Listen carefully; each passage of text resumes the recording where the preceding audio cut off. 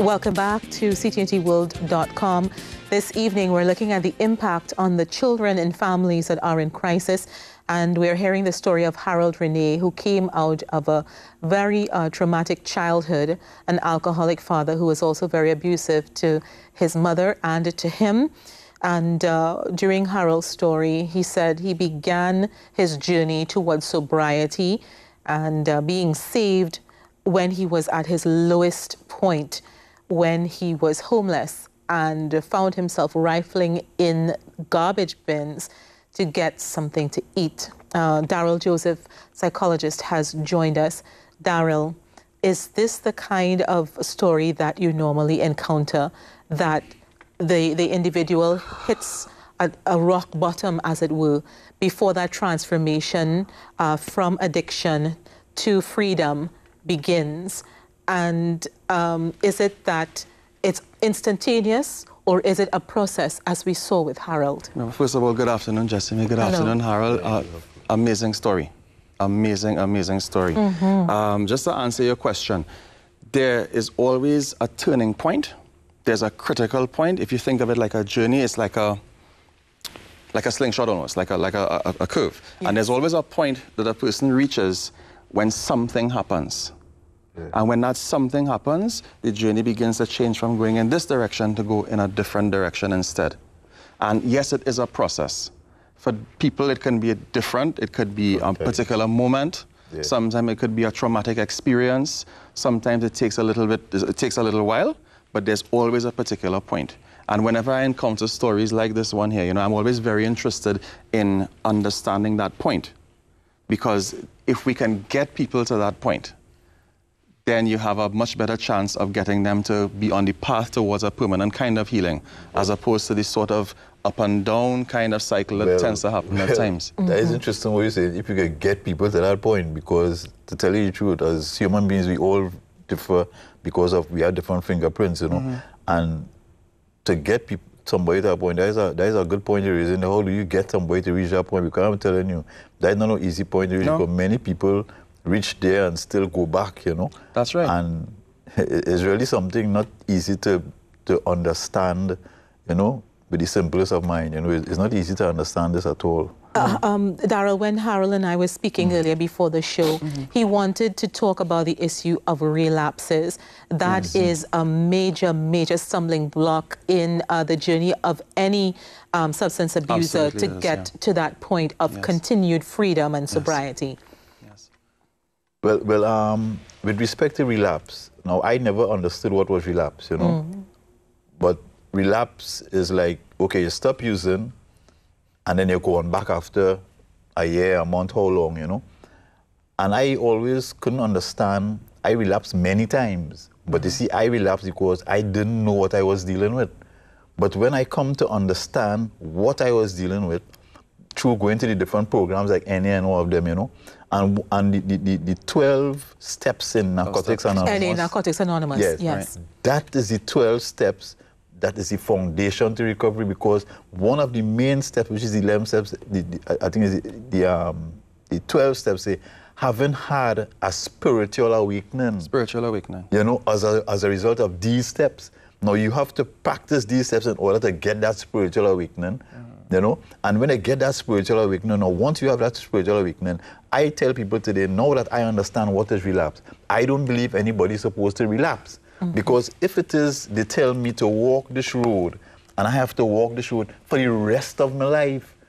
So if I fall off this road here and relapse, it's because I wasn't walking the road.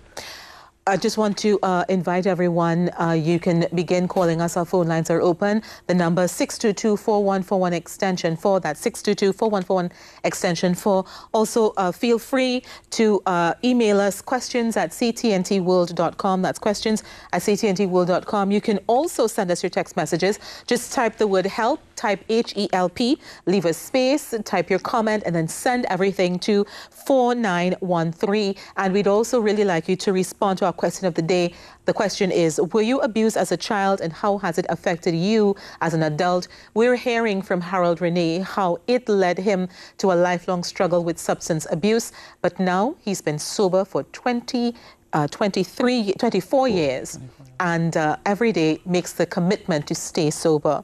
Now, in terms of the relapse situation, Daryl and Harold, there are those who would say that if you are meeting something in your life that is causing you to be traumatized or to be stressed out, it's going to challenge your sobriety, and you may not always win that battle. Daryl? Yeah, that's correct. Harold, I have to go to something that you said just now, because you will hear me say it time and time again. I'm really into solutions and finding solutions for problems. Okay, so I'm listening very closely to what you're saying regarding how you manage to overcome this. And one of the things you said just now was you spoke about understanding what it is you're up against. Understanding it. Yeah. So you're saying then that education about the nature of your problems was one of the keys to overcoming it. That's right. You're saying that there... We've got a caller from Morva who wants to join in. Good evening to you, Morva. Welcome to ctntworld.com. Yes, hello. Pleasant evening. Yes, go ahead, please. Evening. Yeah. I'm a recovered addict myself, and the brother there brought tears to me, and I can recognize a lot of what he's saying. You know, I am doing some 30 years or more clean, you know, and I thank God. And this evening, I thank God for you, brother. You know what? And in the question you asked in relapse, you know, we can't make this journey alone. We must have God with us. Without God, we can't do it. You know, but your journey now started. You are now watching it, and again, they are getting the vision plain and clear of you. You have plenty to do. You got to walk this walk and talk this talk for the man Christ. You have plenty to do, and you sound very strong. You know, my name is Lawrence, Shepherd Lawrence, and I am blessed that on 104.7 God is using me to do a morning prayer. Okay. They used to call yes. Mr. Morva, could you hold the line? Our folks will take your information so that we would be able to make a special link up with you for the future. And thank you for sharing, you know, your thoughts with us. Daryl, you were saying that the first point is understanding the situation that you're in. And I know that in AA and NA, they tell you you need to acknowledge that there is a higher power in order to make that terrible journey, that amazing journey, the challenging journey that you have to make towards sobriety. Harold? But just plenty of people get tired up and misunderstand all the word God and all. Now, God is a spirit. You cannot see a spirit. But spirit manifests itself into physical things and people to bring a message to you. So if the person bring a message to you and you don't see or accept, well, look, this is the message from God, you know, you're going to make the same mistake, because many people I met in rehab centers coming in and the first thing they go to is God. Just like in prison, you go into prison and everything is God, God, God. But when it is the message, somebody is talking to you, God is using this person to give you a message, and you're not understanding it's God who using the person. Because why? You're not open-minded. Because one of the words we use in your recovery is HOW, honesty, open-mindedness, and the will to try. Let's go to St. Joseph, who's on the line. Hello, St. Joseph, thank you for joining us. I was abused as a child from age 4 to 22. Yes. I had 2 abortions. And let me tell you, see, abuse, it wrecks your soul. And I tell women, look at your children. Examine your children. Every child have a hidden language that nobody wants to hear. It's a thing you cannot sweep under the carpet. It is a stain on a human soul. And God put parents in our lives to be protectors and providers and watchmen. A lot of people don't understand parenting. You know what I mean? Having a child do make you a parent. Be your child's watchman. Look for the hidden languages. I have no children, but I watch for hidden signs. And tell me, God has healed me. I had a rage for my abuse. I was a hurricane in a timber. But God is the person who heals my heart. And I know I'm not proud of these scars, because I'm victorious. I wear those scars as badges of honor. Okay, St. Joseph, we need you to stay on the line. We're going to take your information so that we would be able to contact you for a future program. Thank you for sharing your story with us. And we just want to encourage you to keep on sending in your text messages. Type the word help, leave a space, type your comment, and send to 4913. We'll be back in a bit. We're back here on ctntworld.com, where we're getting the amazing story of Harold Renee, a substance abuser who started his substance abuse at very, very tender age and battled with it for years and continues his journey of sobriety to today. Just before we took the break, he told us that he employed these magic words: honesty, openness, and the willingness to try. And he maintained a good, orderly direction in his path to sobriety. The key, of course, being acknowledging the importance of a higher power and understanding the trouble that he was in. Daryl. Yeah, I just want to emphasize, again, as we were talking, all right, in terms of looking for solutions and understanding what works in overcoming a substance abuse situation. We already touched on education and understanding what it is that you're going through and the effect of these substances on you and so on. The other emphasis I want is to point out is the importance of that spiritual journey, okay? Yes. Because all too often we attend to our physical needs, we attend to our financial needs. We attend even sometimes our emotional needs, friendship and, you know, companionship and whatnot. But we often overlook the importance of the spiritual aspect of ourselves. And if we overlook that particular aspect of ourselves, we cannot, we can't get to a point of solution where we can make that turnaround to begin going forward. Yes. So we absolutely have to acknowledge the importance of the spiritual journey. Harold Renee is a father.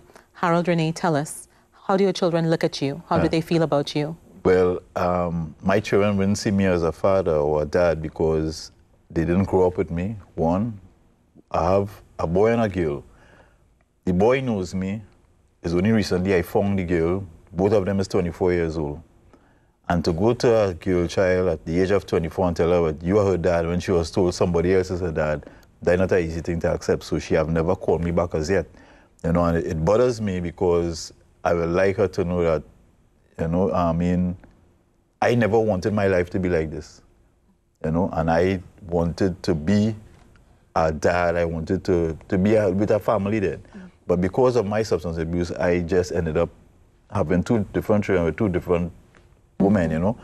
And one of the things she was talking about there, the spiritual part, it reminded me right now, my mother, I don't know if she's watching or she's listening, my mother have a concern for me presently. After 24 years, it have people expecting me to go back on drugs maybe tomorrow. Why? This is month end. I'm not working, right? I just lost my job. I have 2 loans paying in the bank. I don't know what is going to happen with that, you know? And these are the things that will cause you to go back on drugs, you know? But I just want to assure my mother and all those, well, those who betting and waiting for me to go back, well, I know you have a long way, but I just want to assure my mother especially that as long as Jesus Christ remains alive, because he is the one who brought me this far, so I know he's not going to leave me now. You understand? So I do not have a choice to say I can go back and use. I went to a meeting and here a man stand up. After 21 years, he went back and used drugs. And I had to find out what caused him to go back. I always like to work with relapsers because I want to know what caused you to go back. But Harold, you are determined to stay sober. Yeah, because when I hear some of the things that are keeping me from not going back to my old way of life. When We're almost out of time. You have to be really quick. The young people who I have lectured to, who look up at me and respect me, what are they going to say when I go on relapse now? Everybody who I have lectured to, what are they, when I teaching people to play the tape to the end, right? Okay, when you go on smoke now, what happens after that? That's what I mean by play tape to the end, you know. I teach people that, you know. So before we close, I just want to say thank you to a gentleman who has really strengthened me and keep me going. That's Mr. Moore, Hubert Moore. That's my neighbor, you know. And he's given me real strength. Okay. Harold Renee, thank you so much for spending time with us today on ctntworld.com.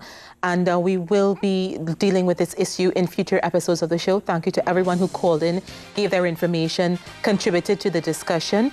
Just a quick heads up that a special story in our C News package this evening. We're going to be celebrating the 100th birthday of a leapling, a grandmother. You'll get some more details from about Elise Johnson in C News at 7 this evening. Stay with us.